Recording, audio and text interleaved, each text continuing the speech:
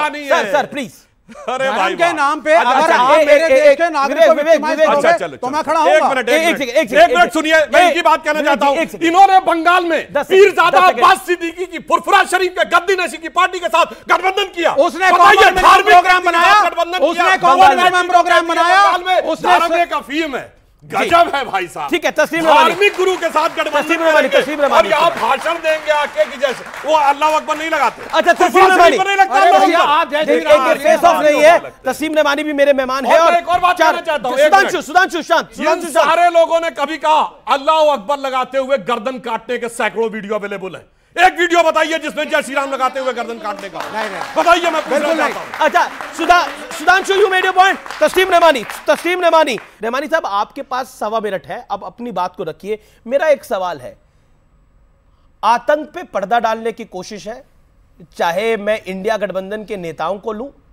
चाहे मैं बाकी सेकुलर ब्रिगेड को लूं, लेकिन दूसरी तरफ अगर भारत जीता है और जय श्री राम का नारा लग गया है तो उसको इतना खराब बताया गया।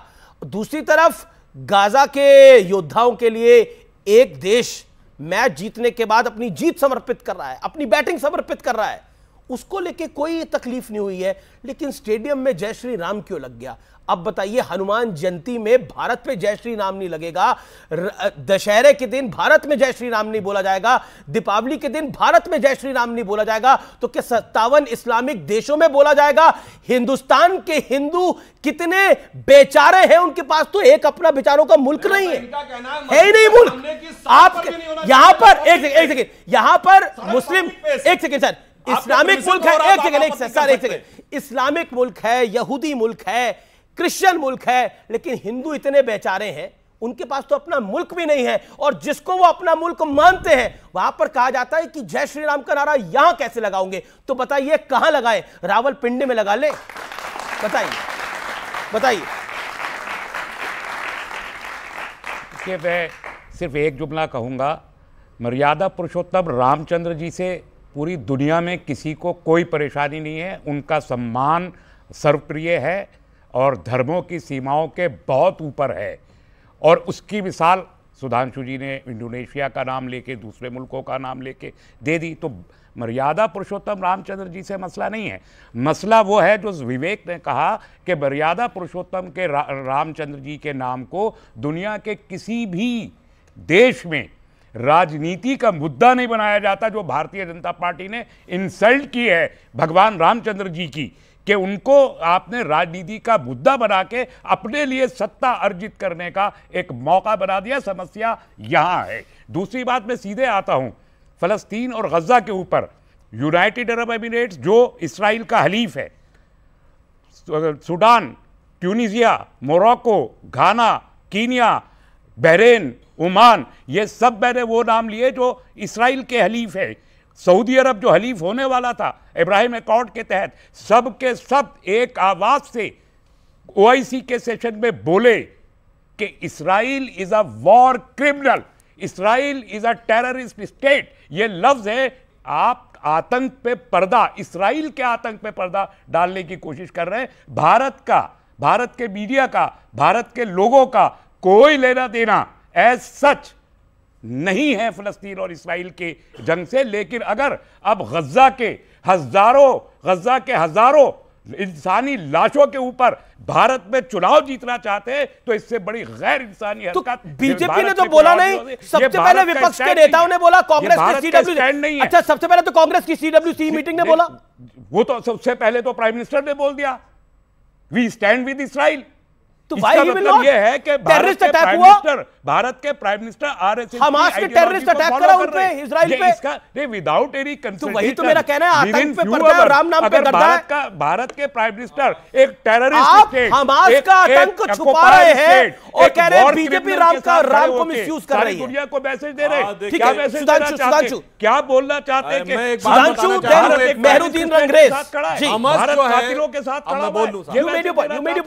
बहुत साफ साफ भारत सरकार का स्टैंड है कि हम फिलिस्तीन का एक राज्य के रूप में समर्थन करते हैं, परंतु इसका समाधान इजराइल के साथ शांतिपूर्ण वार्ता के माध्यम से, जब न वार्ता रह गई न शांतिपूर्ण रहेगा तो वार्ता में शरीक होने के अब मैं पूछना चाहता हूं बड़ी सिंपल सी क्या बात, हम वार्ता आज इजराइल के अपने क्या बन सकते हैं? सर एक मिनट, 150 बंधक हैं। एक आतंकवादी संगठन कहे कि 6000 बंधक जो वहां बैठे उनका कोई जिक्र नहीं करना चाहते हैं।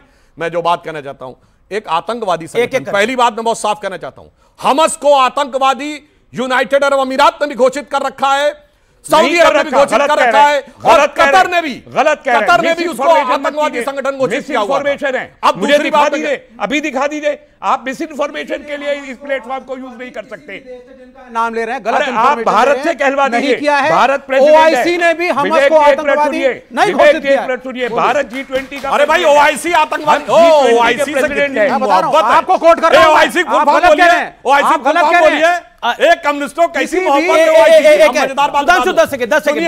है इस्लामिक कंट्रीज में 56 देश हैं, एक देश बता दें कम्युनिस्ट पार्टी बैंड ना हो।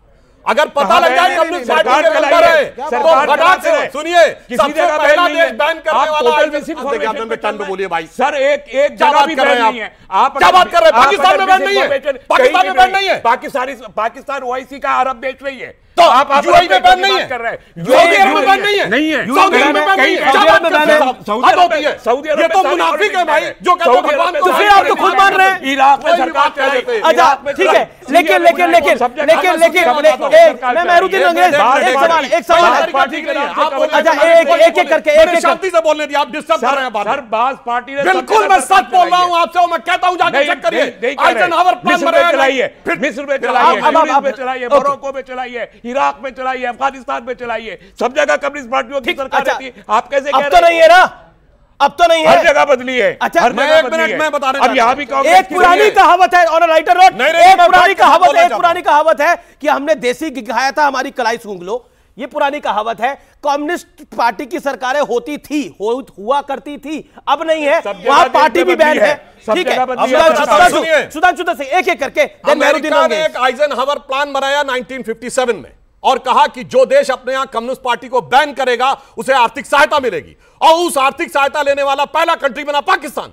सारे मुस्लिम कंट्रीज ने लिया उनके साथ। क्या बात करते हैं, कोई भी जाके चेक कर सकता है। ठीक है, और मैं सुनिए जितने भी एक हैं उनमें से कोई भी सेकुलर कंट्री नहीं है, 99% मुस्लिम देश हैं, और कम्युनिस्ट कहते हैं भगवान को मानते नहीं, वो तो मुनाफिक है भाई, वो तो काबिले गर्दन से नहीं है उनके लिए। मैं दर्शकों से कहना चाहता हूं, इन लोगों से नहीं, एजेंडा समझो।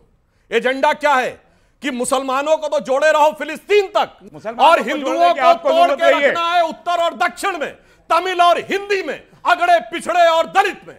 हिंदुओं को जाति में तोड़े रहो, मुसलमानों को फिलिस्तीन तक जोड़े रहो। यह है एजेंडा जिसे समझना चाहिए, और इसीलिए इसको आपको भली भांति समझना चाहिए। आज का एजेंडा नहीं है, आज का एजेंडा नहीं है जनाब।